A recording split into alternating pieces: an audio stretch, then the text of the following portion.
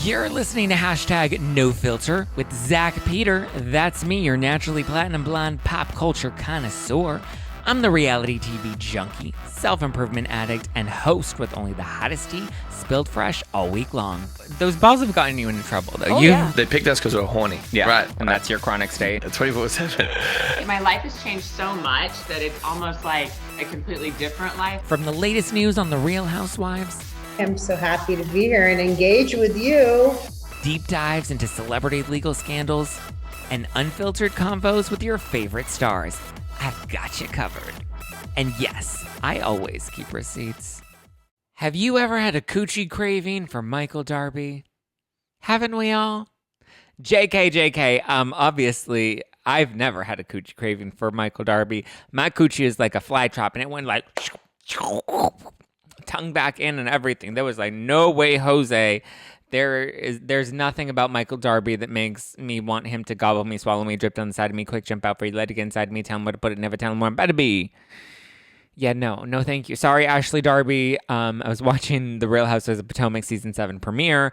I like Potomac. I think Potomac is good. Giselle stirs the pot. Karen always brings it. Mia's Mia. Ashley Darby, listen, she always wildly shocks us, but also entertains us, so kind of got to give her some credit there, I guess, maybe, sort of.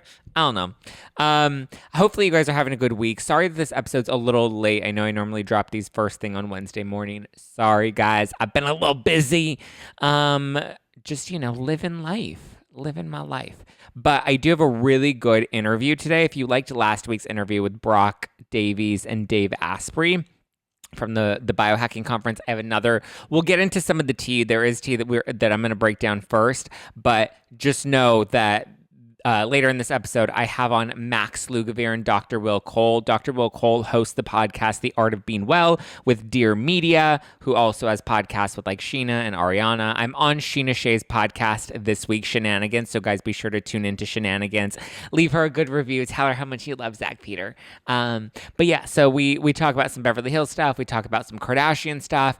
Lots of good convo with Sheena, so stay tuned for that podcast. But I have on Dr. Will Cole. He wrote the book. He wrote Ketotarian, The Inflammation Spectrum, and Intermittent Fasting, which I'm doing, or I'm trying to do some intermittent fasting. I started it and then I kind of fell off of it. But anyway, he does a lot of stuff with like Gwyneth Paltrow and Goop.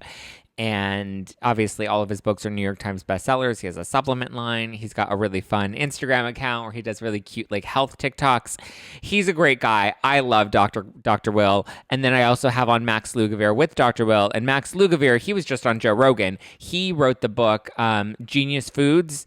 And I believe his latest book is called The Genius Life. He also has the Genius Life podcast. Pretty sure if you guys are into like the wellnessy type of stuff, you've probably heard of it. But we talk about it's not all just like them being like, this is what you should do, eat an apple a day to keep the doctor away. But I asked them about Tom Girardi's dementia. I asked them about Teddi Mellencamp's All-In program. We do talk a little bit about Erica Jane. I took two big health junkies or health experts, really. I'm the health junkie. They're the health experts. And yes, we did talk reality TV and housewives and lots of really good stuff. So it's a fun combo. You're going to learn a lot, so stay tuned for that. I enjoyed it. But there is some news that's been breaking. Oh, my goodness. So in Real Housewives of Atlanta news, Cynthia Bailey has just announced that she is breaking up with her hubby, or has broken up with her hubby. They've split. Mike Hill is donezo's. So she confirmed her split from Mike Hill. I guess at this point we are over the hill, but people started to catch on when she dropped her name from her Instagram account. And listen, that's how you know that it's real, right? When you drop the Instagram name, it's like, ooh, some shiznit is going down. Well, she also just released this week, or I believe this morning, a statement to ET, Entertainment Tonight. Bryce Sanders, the one that published it, but people started to speculate after their second year anniversary came up and neither of them said anything or posted anything or like, oh, we're so in love or renewing our vows. Sadly, it's ended and it's now been official. And they told Bryce, we is done. Or she told Bryce, Cynthia told Bryce, we is done so. And listen, she's been booked and busy, so she's probably really over the hill. And she's like, listen, I ain't got nothing left to do but live my life. They began dating back in 2018, so they weren't even together that long. They were only married for 2 years. Or I guess the marriage lasted less than 2 years, since this would have been their second year anniversary. But in a previous interview back when they first were like dating, I remember she said that, she couldn't make it work with Mike Hild and she might be destined to be single forever. And I'm just like, same, girl. Same. It's okay if we're destined to be single forever. It's okay. I love me, and you just need to love you, girl. Love, love, love. Haters gonna hate, hate, hate, but I just love, love, love. In some other unfortunate news, I mean, obviously, love to Cynthia Bailey. Breakups are never easy. Divorce sounds awful. She seemed like she really loved Mike. So it's sad to see them parting ways. Their statement basically just said, like, we still love each other. We're still friends. Like the standard stuff. So we shall respect their privacy in this time of need. Okay, let's talk about another Real Housewives of Atlanta star, and that's Nene Leakes. So sadly, Nene Leakes is revealing that her son Brent is currently recovering after suffering a heart attack and a stroke. He's only 23 years old. TMZ was the first to report it the other day, and that was before, I believe it was on Monday when they first reported it. But now Nene's spoken out on her Instagram story, and she's addressing it. This happened about 2 weeks ago. I think it's heartbreaking. I think it's awful. I can only imagine what it was like, getting that phone call. In her Instagram video. She was like, the condition that he was in and how I found out and when I found out. She said that it was all very tough. And she just is praying for a speedy recovery. She just wants him to get better. She said that he is having a hard time. His recovery isn't very smooth. Obviously, when you have a stroke, it does impair your speech and it impairs, some of your abilities to do things. So she didn't get into too much detail other than it's been challenging. And I mean, listen, he's a young guy, so maybe there's hope that like we can repair some of the damage because he is so young that hopefully, when you're a lot younger, your cells regenerate a lot quicker and you're able to bounce back a lot quicker. I don't know what this looks like for him, but I just know it can't be easy. And listen, not to get a little crazy, but like we've heard lots of things about, myocarditis. I mean, I would suggest maybe listening to not Dr. Will Cole, but Max Lugavere. I know Joe Rogan has had some really good episodes on it. Myocarditis has been a really big concern amongst young men that are starting to suffer issues with, heart failure, heart attacks, strokes, blood clots. All of those things definitely tend to be, more prevalent in the last year or so.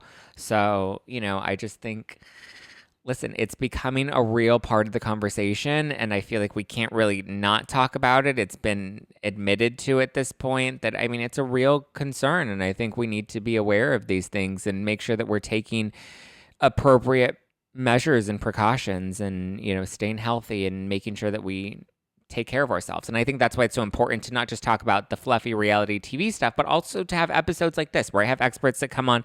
I've always been a big lifestyle, wellness, health junkie. So this has always been something that I've loved. I used to kind of dabble it into the podcast before, but people didn't really seem interested. But now I feel like people are more interested, especially when I connect them to what's going on in reality TV.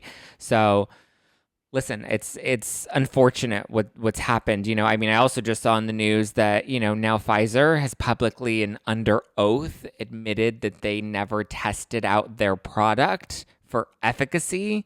Like, that is some scary stuff. That is a big admission. And listen, there are some real consequences to not properly testing things and to,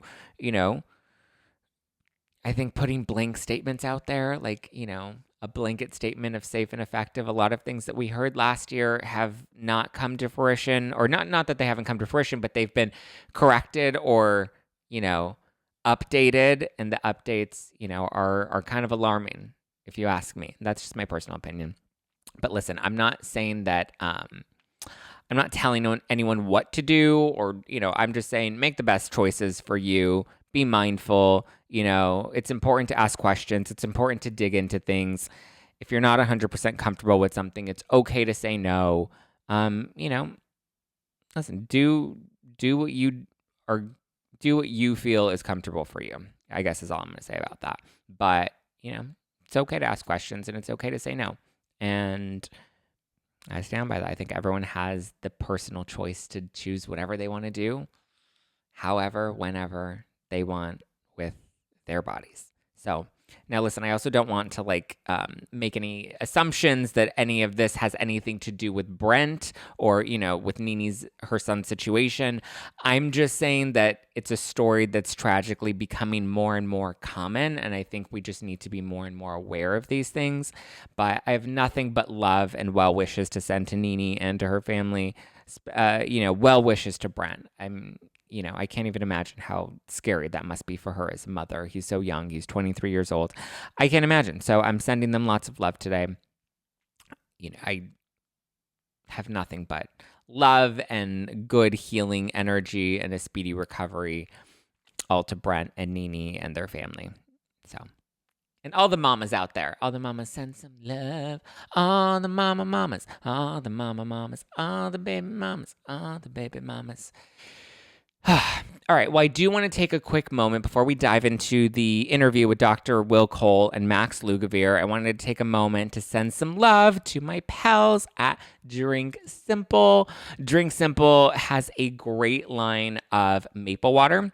It's refreshing, it's nutrient-packed, it's tree-based hydration with naturally occurring plant-powered electrolytes, prebiotics. There's no added sugar in it. And it's tapped directly from maple trees. So if you like alternative waters with maybe like a boost of hydration, I think maple water is definitely on my preferred list. I've especially been loving their sparkling maple waters. I have one out today. I have out the blackberry lemon, which is actually really yummy. I like to mix them in like a cocktail for a boost of hydration because I don't want to deplete my body. I want to make sure I stay hydrated, especially if people online want to call you thirsty. You know, it's always good to stay hydrated. And listen, it's also great. It's just like a refreshing drink that fuels my body and tastes yummy. So if you guys want to give Drink Simple a try, my favorite right now is their new tart cherry vanilla. That one I've been obsessed with. I think I might do a fun like cocktail recipe that I'll post on the Instagram account. Maybe I'll do it like Housewives things. Maybe we'll do like a Halloween Kills, like Kyle Richards inspired or Jamie Lee Curtis inspired cocktail for Halloween. That may be kind of fun. So stay tuned for that. If you guys want to try Drink Simple, I have them listed in my Amazon storefront, amazon.com/shop/Zack Peter. So if you want to give them a try, head over to amazon.com/shop/Zack Peter, or you can just head to drinksimple.com. You can find out where you can find them in stores or online. Amazon, I think, is probably the easiest. That's why I put them in my Amazon storefront. I do have a whole Halloween collection if you want to have a Halloween watch party for Halloween Ends with Jamie Lee Curtis and with Kyle Richards. You can go and check that out. It's in my Amazon storefront, amazon.com/shop/Zack Peter. That's ZACKPETER. And check out Drink Simple. Follow them online or just head to drinksimple.com. That's drinksimple.com. And thank you to Drink Simple for making this week's content possible. Let me know if you do want a cocktail recipe. I'll probably post one on the Instagram story. That might be kind of fun. But anyway, yes, if you want to check out Halloween Ends and have a cute little watch party, let's do it. Also, if you guys haven't watched, it depends on when you're listening to this episode, but it drops on the same day that we have the new episode of Real Housewives of Beverly Hills. We have the reunion part 1. I got to see it early, so at the time you're watching this, I've already seen it. I thought it was a good first part. It's not super high drama, which I actually kind of appreciated. I thought it was good, you know. I thought we had some light, fun moments. We have Jamie Lee Curtis.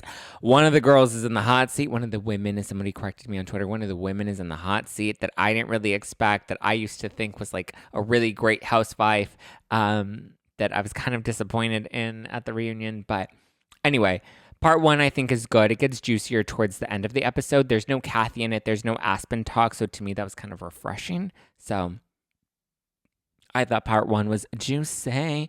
It's Miss Juicy Baby. But yeah, I hope you guys have a good weekend. We'll still have our regular Thursday night live. I won't be at BravoCon this weekend. I know lots of you will be. Have fun. Keep me posted on what tea you find. DM me your pictures and videos and the scoop that you're hearing at the panels. Let me know. Maybe we'll do, well, actually not maybe. On Monday's episode of the podcast, I'll probably do a BravoCon recap for you guys with, what was going on. Maybe I'll have someone fun on, like Steve from Faces by Bravo. I'll have someone on to come and talk BravoCon with me. But keep me posted if you guys are going and let me know how it goes. All right. I love you guys. Now, here is my interview with Dr. Will Cole and Max Lugavere live from the Biohacking Conference at the Beverly Hilton. All right, guys, we are at the Biohacking Conference here in Beverly Hills, and I'm joined by 2 good friends and very badass biohackers themselves, both New York Times bestselling authors, both podcasters killing it on the podcast charts. Please welcome Max Lugavere and Will Cole. Dr. Will Cole. What's up? Actually, welcome back, because you guys have both been on the show, but it's been years. Return guests. It's been way too long. But now we're a duo. We're going to go on. We're going to go on the road like this. Yeah, tag team. So, Will, you have a new book coming out. Yeah. Talk to me about this new book, because I feel like it may have come from the heat of the last book, Intuitive Fasting. I feel like people gave you some crap. Yeah, we've all talked about this before. Yeah. Did you get canceled, and that's why we had to write a book about gut feelings? If I'm canceled, I didn't know about it. So, but trust me, of the 3 of us, you're the last person to get canceled. No, it's called Gut Feelings. It's born out of my clinical experience. It actually had nothing to do with the last book and what happened with all of that. But it's just about the connection between mental health and physical health, and how our brain is. We like to separate mental health from physical health in our culture, but it's not. Our brain is a part of our body. I don't know if anyone knew that or not, but it is.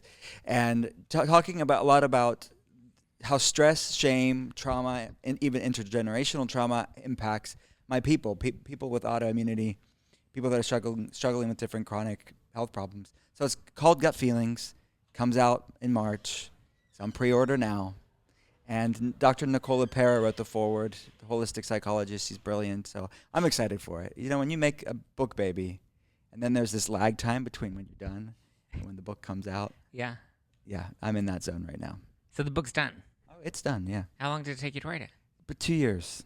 2 years. See, I actually like the concept of the book because, and I feel like we talked about this briefly, I struggled with eating disorders a lot in my teens and early 20s. Even had to go into like a treatment center for bulimia, and I would fight with the dietitian. I'd be like, Max Lugavere said that this is the foods that are going to help me heal my body, and that I shouldn't be eating donuts and cookies. And that was kind of just the philosophy. It's just like, make peace with donuts and cookies, and that's fine, and you'll be good with your body. And it was just such a weird paradox. And I was like, but my way through it was by educating myself about nutrition and reading and interviewing doctors and experts and going to conferences like this, where I actually learned about my body, what my body needs, what's going to fuel it, how sugar is addictive. And yes, you can make peace with sweets, but it's not just about going to Dunkin' Donuts and being like, okay, I'm feeling sad, so I'm going to eat a pint of ice cream today, and that's going to make it all feel better.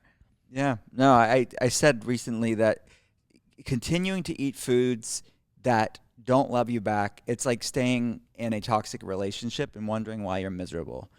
And I think that needs to be, and avoiding foods that don't love you back isn't restrictive. It's not toxic diet culture. It's self-respect. And it's a backwards culture that calls something toxic diet culture to just have agency and awareness on what foods love us back and which ones don't. Yeah. And we love to have healthy boundaries about everything else. Let's apply this to food too as well.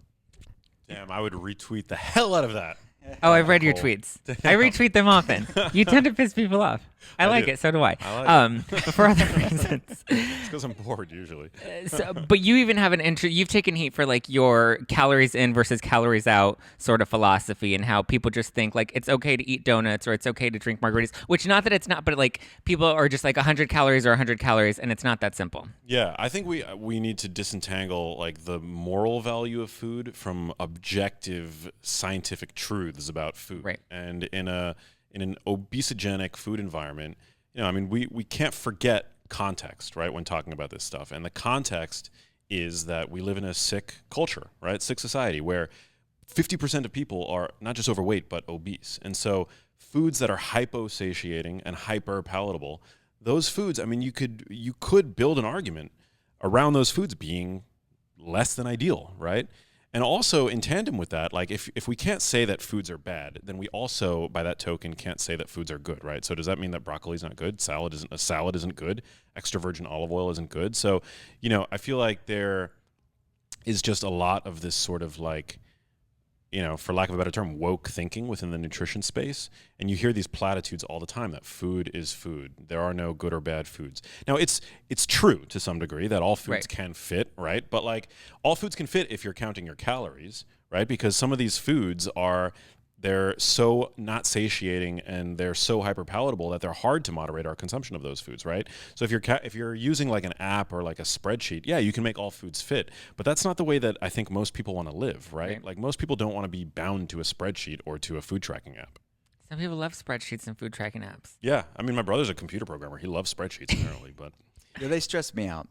They stress me out. Spreadsheets stress me out. I'm not good at them, but some patients do, but they're not the majority of people, for sure. Yeah, and also like I totally understand that some people do have like this pathologic sense that there is more, that foods have moral value, that there are, that eating foods that are less optimal for their health, foods that don't love you back, as Dr. Cole said, that there's some kind of like moral value associated with that there's like guilt and shame associated with that. And so that's not positive. And I can understand that in those contexts, we need to kind of, again, disentangle those two sort of ideas and that's a very specific population. Right. But I think for the general population, it's important to preserve definitions around what foods are good for us and what foods are not as good for us. What are your top genius foods that I should be eating every day, aside from the coffee that I guzzle or my wine line that I created? Your wine line? Yeah. Dope. I need to get a bottle. There's no sugar in it, and it's low carb, and it's low sulfite. That's amazing. I made sure to keep it clean. Well, I haven't tried it yet. I imbibe occasionally. Yeah. Grass-fed beef, avocados, eggs. I mean, those are sort of. I'm a big advocate for like whole foods, like minimally processed foods. I've become less. I will confess that earlier on, I was more interested in like macros and things like that. I think I've become more convinced that protein is really like a super important macro to focus on. But when it comes to carbs and fat, for me, it becomes less important. And what's more important is just making sure that your diet is, by and large, minimally processed. That to me is like the most important thing. But haven't you heard people shouldn't eat eggs? It's going to raise your cholesterol max. Yeah, I mean, what, Dr. Cole, I mean, you do lab testing all the time. Have you seen that? Have you seen that people who eat eggs often have like cholesterol through the roof? It can influence some people, and this is what I do and what we all are advocates for is bioindividuality, right? Some people, you will see their cholesterol levels be more influenced by dietary cholesterol. Some people not so much. But then that's the oversimplification of the conversation of, is total cholesterol even a good predictor for assessing cardiovascular risk? So then that's I think the reductive perspective of this conversation of cholesterol specifically. If it's above 200, then that's automatically bad.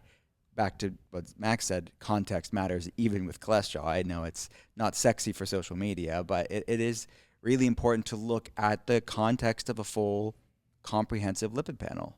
So eggs can be a completely healthy part of a diet.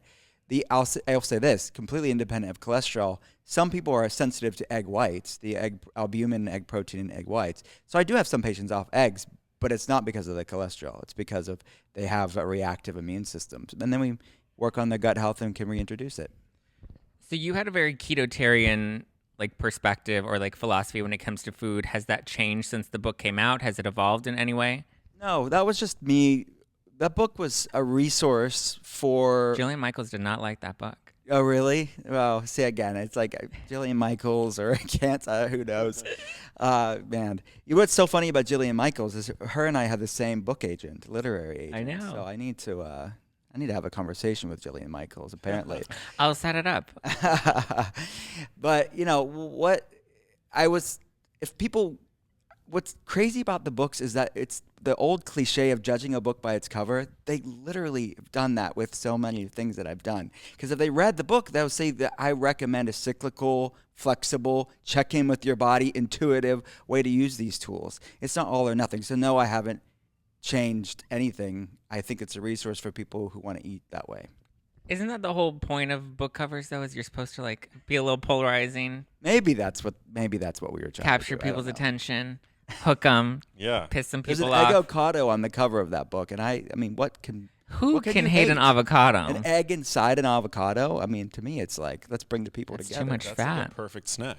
Exactly. That's how I No, think. that's too much fat. Too much fat. Too much Yeah. fat. We should be eating Kellogg's for breakfast, Yes. not avocado and eggs. Max, you were just on Rogan. I was just on Rogan. Yes. Just came out this week, actually. 2 Wow, days how ago. did it go? How was it? Yeah, it was amazing. It was amazing. He's really a treasure in many ways. So easy to talk to, so disarming, asks amazing questions, so present. You know, like you really, like when you're with him, you really see very clearly right away why he's the best at what he does, you know? I miss Fear Factor. Didn't Yeah. he used to host Fear Factor? Yeah. They need to You bring can't that be back. like, think of Rogan and the first thing you think about is Fear Factor. It's not, but I miss Fear Factor. It's just a side note. Isn't it still on? Or I feel like, I mean, I don't think no. so. I don't, well, What obviously what he's did not you the guys one talk hosting about it. on the podcast? I mean, We it was talked about amazing. Fear Factor. It was like Fear Factor. No. Protein it was and bugs. It was a 3-hour-long conversation, which flew by, Yeah. right? Like, Did you he don't- make you smoke? He did not make me smoke. No, he did not. He offered me some really delicious coffee. I had some coffee, but no, I went into it completely sober, and you know, I definitely had like anxiety, but I generally have anxiety before I do like any podcast.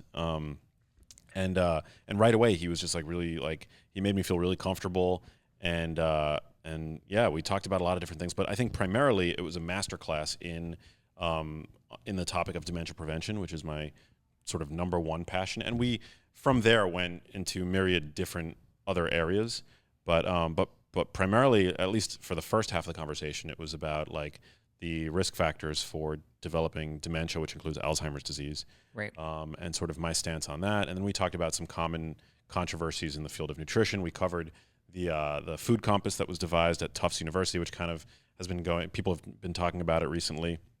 I've definitely played a role in that. Yeah, so it was a wide spanning conversation. You know, really great. I felt like we had great chemistry, and yeah, I mean, he's great. So I do want to talk about dementia and Alzheimer's because there's one case in particular. I cover a lot of like celebrity news, legal scandals. There's one in particular that involves a real housewife who's very polarized in the news right now, and her husband had a very big law firm here in Los Angeles, and This is Erica Jane. Erica Jane. I watched Beverly Hills with my wife. See? I know it. Will knows. Dr. Will knows. So her husband, it's been revealed that he was misappropriating client funds. And very quickly after that came out, he immediately went under a conservatorship and then was placed in an old folks' home because they claim he developed Alzheimer's and dementia. However, there are interviews of him in October. By the time he ended up in the assisted care facility, it was like January. So people are saying, how can Alzheimer's or dementia develop that quickly? Is that possible to develop it that quickly, or maybe there were some earlier signs? Yeah, I don't think you would see that with Alzheimer's disease, but there likely are other variants that have a more accelerated progression. But you know, I mean, I couldn't just like I'm not a medical doctor, so. But have you heard of like cases like that where in 3 months you Yeah. go from No, to go from completely, you know, like having 100% of your cognitive wherewithal to like using dementia as an excuse for, no. I mean, they did say 3 years ago he got into a car accident and had a traumatic brain injury, but he was still practicing law up until Maybe the he scandal hit his- broke. I mean, maybe he had a brain injury that we're not hearing about. Maybe, you know, maybe he came off of some drug, you know, and he's in withdrawal, some kind of like drug withdrawal. I mean, there's so many things that it could be. Yeah. But yeah, I don't know. Typically doesn't progress that fast. Have you? It doesn't. No, I would agree with that. And I obviously don't know the ins and outs of that case or the situation, and that's kind of pop culture as a whole, right? You hear headlines, you hear facts, but Oh, yeah. insiders know fully the ins and outs of the case and Yeah. can work that out. And I've covered. That's part of the reason I get so much shit on Twitter is I read all the court documents, I interview all the lawyers, and You've I looked at understand. this. You've Yeah, looked at this. I've I changed have a lot, not Max, looked at since the that. last had you on. Reading court. I've become legally blonde Are now. you gonna be a lawyer now? Listen, I might Kim Kardashian. If you Yes. don't have to go to law school now, Hey. you can just study at home. Yeah, you could do. And the she baby, passed the bar. baby bar. That's amazing. I can see that for you. I don't know if I'd actually do that though. You'd be a fabulous lawyer. Imagine Most me fab. launching a line of Skims and skincare, and then also getting people out of prison. Yeah, I can see it. Yeah, I think it's a thing. You contain multitudes. I can spar with words. I can do it in court. Yeah. Exactly. But what's your take on the Erica Jane stuff? Well, I don't. As a fan and as a I don't know all the ins and outs of it. What I heard, my wife said that she knew Erica saw changes in her husband a long time ago, spoke up, and no one said anything. Right. So there could have been neurodegenerative Signs. changes for a while, and that's typically what you see is sort of a decline over time. So yeah, I don't know if that's the case or not, if that's just the legal position, but Yeah. it seems to be like that's the story. it also There's seems also like stroke, the possibility of something like that. That Yeah. would be Right. a more acute explanation yeah. for those changes. But yeah, with no other information, it's hard to say. I also feel like there was like a need to protect his ego by trying to conceal certain things that he could continue to still Right. practice law because Right, and if he's running the law firm, Yeah. he may have, I don't know what he was doing. He might have just been doing not very much he actual. was transferring funds out of client trust accounts to buy his wife earrings. Okay. I need to know more about this. I don't know anything. It's about actually fascinating when about the you story. dive into Actually, it. live in LA. You should know this stuff. I This is don't like- know. I mean, I watch. You Like, used to do pop culture stuff though. no, never pop culture. Well, Never- what was yeah. your hosting background then? It was like news and information. It was like nerdy, like global, like politics and the environment. It was never pop culture. Do you miss Maybe that? a little bit sometimes, but there was always a sort of like impact aspect to it. It wasn't just like, it wasn't like this kind of stuff. This is you know? on Al Gore's platform, right? Yeah. Yeah. When I did Yeah. that, Al Gore. It was like I did hosting on a TV network that Al Gore started, but it was really like a news and information channel. Yeah. It wasn't. It was actually that's one of the reasons why I went into health, because after that job, I didn't want to do pop culture reporting, and that's like the typical role for a host. Right. I was never intending on being that. Yeah. But that's sort of that was like my only kind of like career option after that gig ended. So I was like in this like career nadir, and then that's when my mom got sick, and it was like that was one of the like low points of my life for so many different reasons. But that's part of the reason why I became so obsessed and fixated on like scientific research and communicating it. And that's when you did the documentary, right? Yes, which by the way, we finished. We're not like finished. We still have to do like film stuff, like like color correction, and we're finishing animations and things like that. But we have like a locked picture, which means that the film is like basically done, edited. It's amazing. We have a new name. It's called Little Empty Boxes, and people can check out a trailer at littleemptyboxes.com. But it's the first ever dementia prevention documentary. But it's like it was initially going to be way more science heavy, and it's actually a lot more narrative and like character focused now. It's very emotional. It's sort of like the backstory to everything I do. Smart marketing. There you go. Yeah, I got to talk about it on Rogan, so I mean that's like a great platform it's to a like good platform. reveal Are you going for that Rogan spot?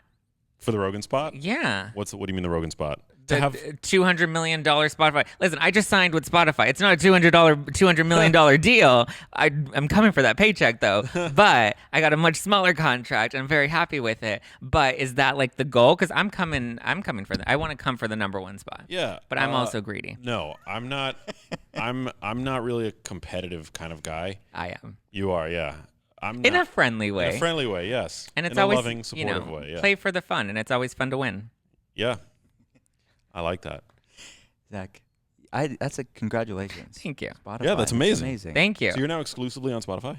Not exclusively. It's a new two new shows that I'm doing with Spotify. Dude, that's amazing. Brilliant. That is brilliant. Yeah, Spotify's a great platform. It is a fantastic Like, platform. we want someone can do pop culture, and I was like, I'm not Max Lugavere. I can do pop culture. There you go. There you go. But congrats. It's amazing. Thank you. Dr. Will, I'm curious what you think about Teddi Mellencamp and her all-in program, because that's gotten a lot of heat because it's very it's an accountability program where clients come, they get a coach, they have a diet plan that they have to follow. It is very low calorie. They have to check in by sending pictures of their food to their accountability coach. That way they kind of stay on track. She's gotten a lot of heat for it because people say she's promoting eating disorders. You've been hit with the same claim. What are your thoughts on calorie restriction and accountability coaches? Yeah, I mean, I don't know her protocol or program to speak on Jillian it. Michaels isn't like that either. Oh yeah, well, she's such a Karen, if I could say that. She really is, but every time I interview her, wellness Karen. we break press. Yeah. I mean, So what I am does mad she about like except what she's selling? I think that's She likes the Jillian Michaels fitness app. yeah, she likes her stuff, but hey. So I don't know about Teddi Mellencamp stuff. I don't like the cancel culture pile on. I Right. really don't like that. And I don't like the lack of context and people actually informing themselves. So I can't speak on it really because I don't know about it, but I would say if it works for people, then great, right? So Yeah. I think if she's getting people more if she's getting people healthier, if she's getting people to move their bodies, if she's getting people to be cognizant of the foods that they eat, that's good. Now, there is a real thing as far as Max said earlier of the context of disentangling food, because I think there can be a lot of shame and obsession and orthorexia around foods. That's not what we're advocating for here. So if she's on board with just getting people healthy, then who's going to be against that? Who should be against that? Well said, yeah. Yeah, I think, listen, health is very individualized, right? What works for you is not going to work for somebody else. And I feel like we like to paint things as this is a good program and this is a bad program. And it's like, what's a good program? Going to fucking Planet Fitness and getting pizza on Fridays after your workout? Whatever works for you works for you. And if you get motivated by the free pizza on Fridays, then. And didn't Jillian Michaels host, what was she on? Was she a trainer for? Biggest Loser. Yeah, I mean that. And I knew that. Was that that was pretty extreme. I mean, could that be criticized what they did there? And I mean, Oh, yeah. I'm sure, but who knows? What can I say? I feel like you should have her on the podcast. Yeah, I mean, I would love to have a conversation with her. I'm grateful for the plethora of voices that we have in the wellness We world. need it. Yeah, we need it. I mean, it was my entry point back in the way early on was muscle rags. When I first became interested in fitness and nutrition, and I know now that they're all essentially fronts for supplement marketing, right? Yeah. Like supplement marketing dollars. But nonetheless, like I'm grateful at the time that they piqued my interest enough to hook me into this lifestyle. Yeah. Which I was fascinated with and I became super passionate about back then. And that's a passion that's going to continue for the rest of my life. So yeah, is it the best quality information? No, but like being immersed in the field and like developing a critical lens, you kind of realize that you don't hate them for it. Yeah. Just like they are what they are, Same with like diet books with covers that might not like, speak to you necessarily. Like it's not for you perhaps, but there's like, I'm grateful that we live in a time where there's the internet, where there's, like book deals are given to really smart people with lots of value to add. And it just allows different points of entry, for people, no matter where they are with their health. I think it's great. I think like if there's anything that we can do, it's to encourage critical thinking. Yeah. Which I try to do with my platform. Yeah, and one thing that I love that you do, but that I feel like we need more of, is being able to not necessarily see eye to eye on certain topics and to be able to like work through them and have conversations and poke into them, because that is what the premise of science. I always say science is not math. Math is 2 + 2 = 4, and it's always going to equal 4. Right. But with science, we're meant to question things. We're meant to kind of explore things and test things. I love to be a guinea pig and try all of these different trends out and see what works and what doesn't work, and kind of just share my experience that people can learn through me. But I feel like we do need to get into a place where it's not so polarizing of I'm right, you're wrong, and let's fight on Twitter about it. Yeah, and the worst people, I think, in the space actually, ironically, can sometimes be the ones that are like the PhDs or the experts, because they portray science as this thing that they own. Yeah. Like what could you possibly know if you don't about nutrition and health if you don't have like credentials after your name? Yeah. I mean, especially in the field of nutrition, which is endlessly complex. Yeah. And something that like data can only take you so far, and the quality of nutrition studies in general tends to be pretty shitty. Yeah. Like I mean, that's just like the general tenor within the nutrition, science space, right? Like it's horrible when you come across those kinds of people online, right? Well, I mean, even some journalists that think that they're PhDs and scientists. Like I sort of still work in that world, but I remember there was like one piece that I had to write for a really big publication, and they were like, okay, but we want to make sure you have an MD attached to the article too, which I know has been an issue because I've tried to work with you on articles for other publications, and they were like, no, Max isn't, he's not an MD. Or even DOs they wouldn't bring on, or DCs they wouldn't bring on, which was interesting. But so I remember there was one article that I was writing about how one of the instrumental things that I did that helped me with my eating disorders was stop weighing myself and just go based off of how my body feels, how my clothes feel, how I feel. Obviously, weight can go into, can contribute to health, and with your doctor, they can keep track of that. But I knew for me at the time, it wasn't healthy because I would become so obsessed with the number. And so they're like, okay, bring in an MD that can comment on it, that has experience with that. And I was like, okay, cool, sure. Had one, Dr. Jess, who we did the Chicago event with. Yeah. Who's great. Love her. And she's an MD. And so I had her comment on, weight, scales, eating disorders, that sort of stuff, right?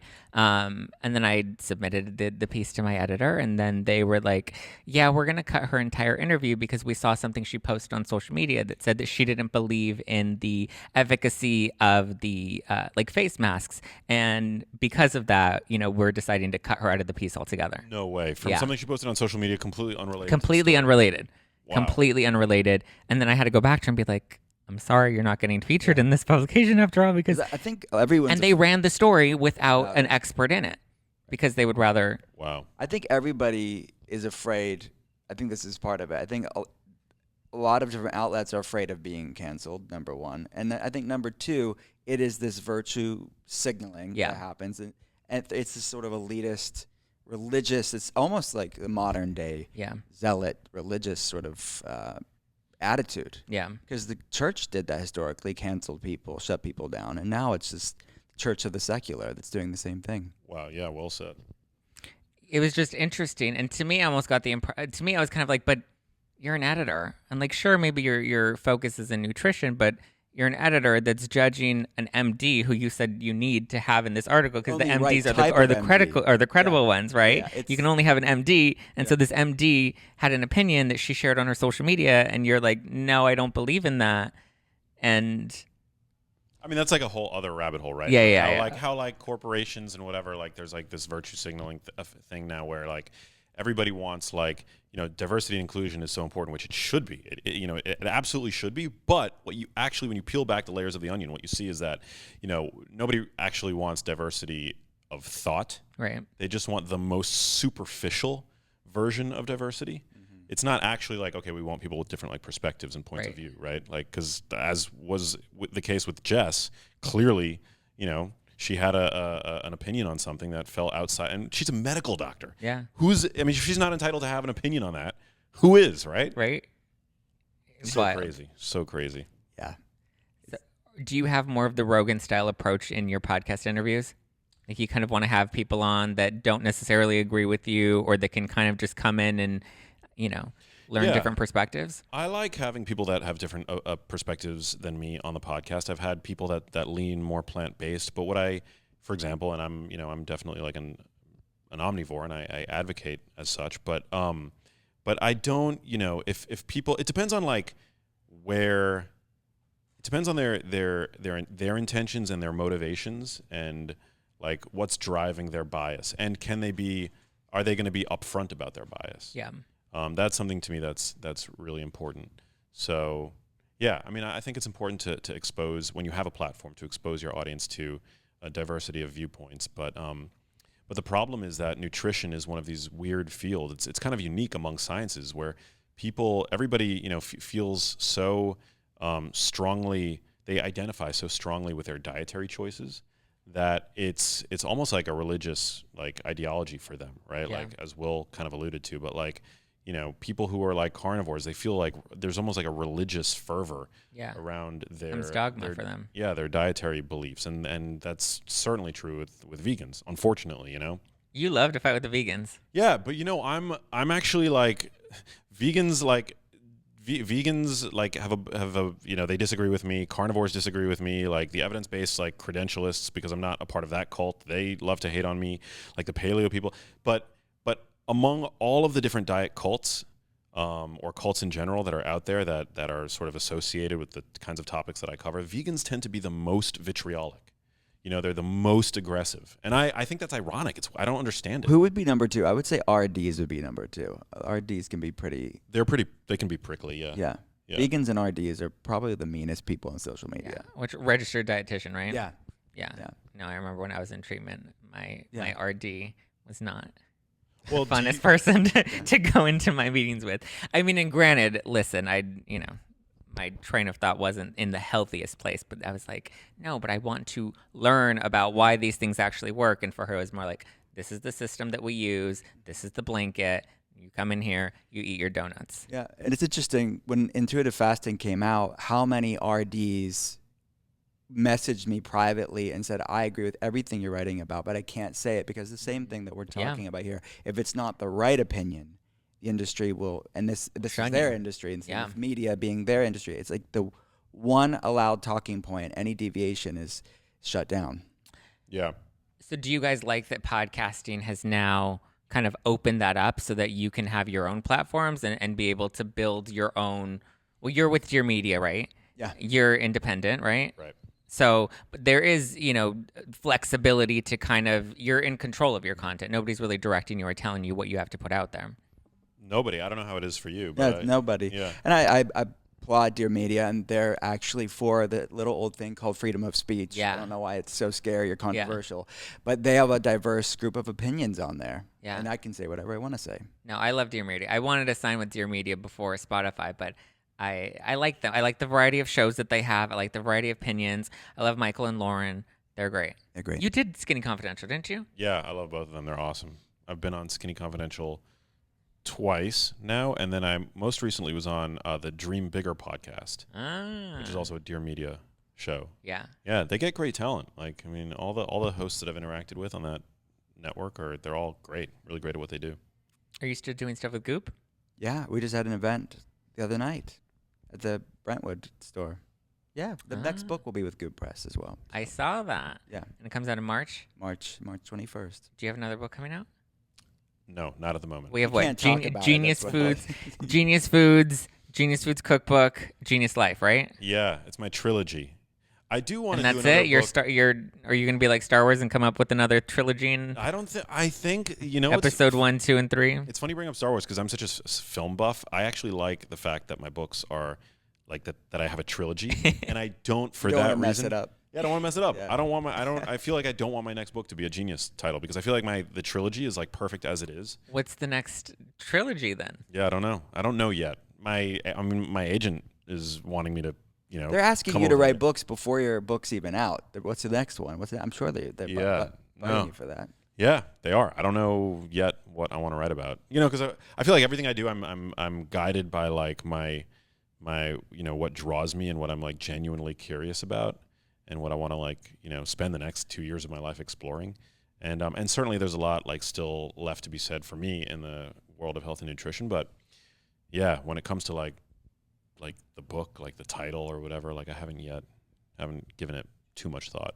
I've been really enjoying the podcast thing. Like I love the feedback loop, like I record an episode that I'm really proud of, that I'm super psyched about. The next week it goes up. I get the feedback, like that kind of like immediate feedback loop is so gratifying for a content creator. So I've just been loving that. The podcast has been growing like crazy. It's called The Genius Life. And yeah, and then I'm working on my documentary, Little Empty Boxes, which is like, Is there a time frame when that's supposed to come out? No, we don't yet have a distribution plan in place because there's a number of different avenues we can go. So we're right now waiting to see like what the response is from like the film festivals. So I'm optimistic because we have a great film, but that's not something that I can control.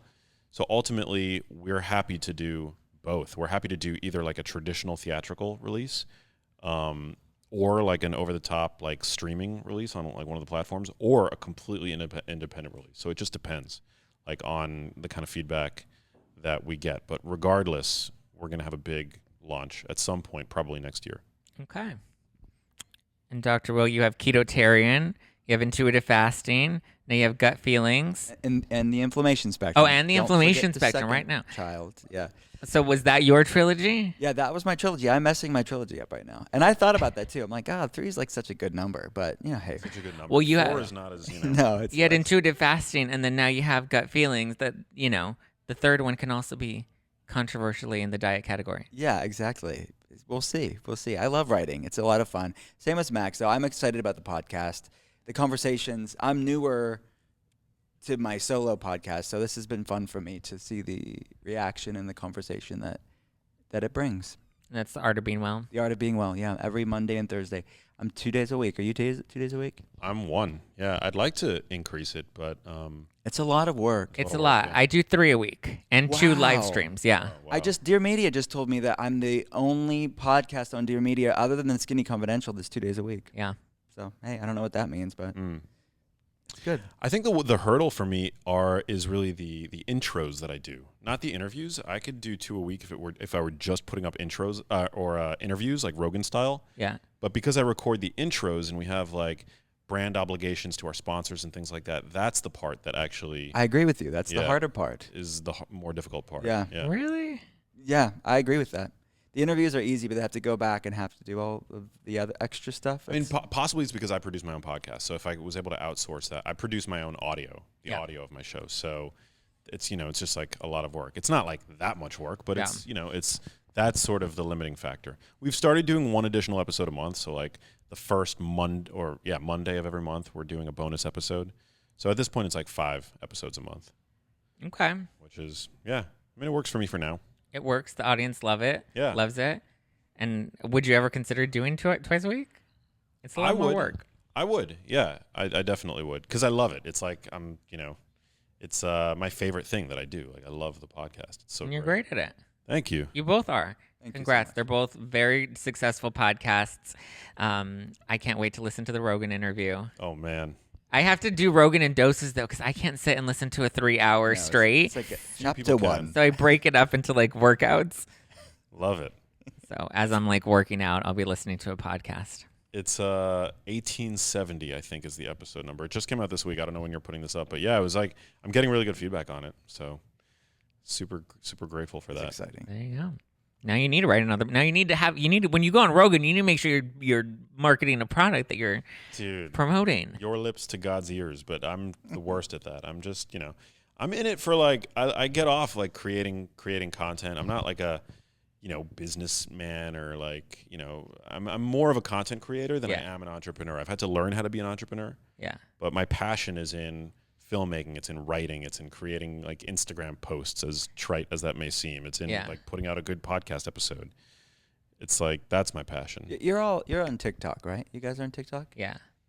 I'm on it, but I just kind of like cross post my Instagram stuff. I don't know how much I love TikTok though, because the I'm audience trying on to have TikTok is better a lot attitude younger. about it. Yeah. And they're not as nice. Yeah, I'm too old for TikTok. Yeah, I'm trying it out, but You have good Instagram reels though. thanks, man. I like your Instagram reels. I love doing Instagram reels. Well, thank you guys for coming back. On Thank you, No Zach. Filter. Yeah, man. Thanks for It's been a having long us. time. I think the first time I had you on was when you were promoting the documentary originally. Oh I think my that's how we God. connected. Yeah. And then you did it a couple more times after that. And then Wow. Hey, History. thanks for having us. I appreciate it. Yep, you're the man. well, we are at the biohacking conference. Is there anything that you feel like you really loved on the exhibit floor and the speakers? Any token that I you're just leaving did the conference brain with? Tap. Oh, I loved the My brain team tap. told me I needed to do it. I tried it out. I really loved the brain tap. This is not sponsored by Brain Tap. Did you Not try it? yet, No, what is it? Max. what? Yes, You it's need to do the amazing. brain tap. What I is just it? did it Yes. right before taping this.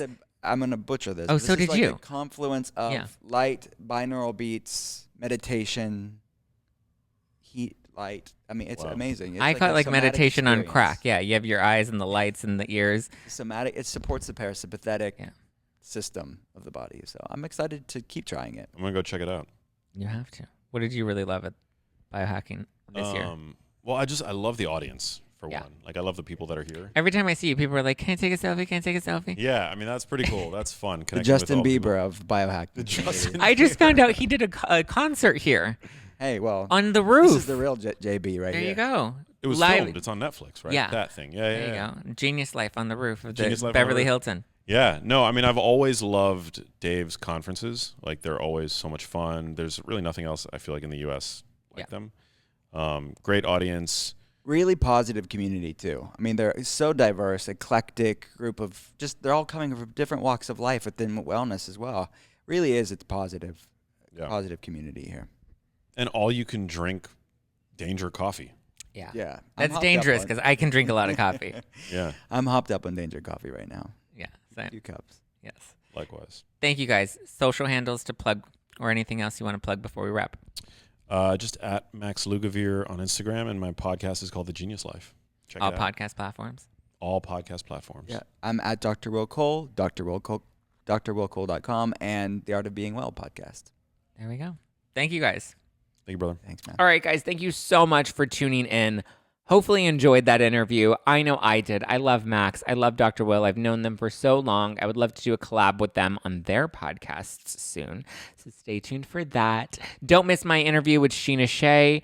I guess it was my interview with Sheena Shea. She's not on my show, but I'm actually doing her show. So tune into Shenanigans with Sheena Shea, available on all podcast platforms. Thank you, Sheena, for having me on the podcast, guys. It drops on Friday. I will see you for Thursday Night Live. So I will talk to you guys later. Give me a follow at Just Plain Zack if you want to keep up with me. Follow the show at No Filter with Zack if you want to keep up with all the latest reality TV tea. Be sure to subscribe if you're watching this on YouTube. Smash the like button on your way out if you enjoyed it. And hopefully you left me some good comments below. If you're listening to this on Apple, thank you guys so much. I really appreciate all the love in the reviews. I mean, my heart was exploding with how much support I got from you guys. So thank you for leaving me those 5-star reviews. Thank you for having my back and just supporting me. I wouldn't have any of this without you. And I can't tell you enough how grateful I am and how much I really love and appreciate you guys. So thank you. I love you. I will talk to you soon.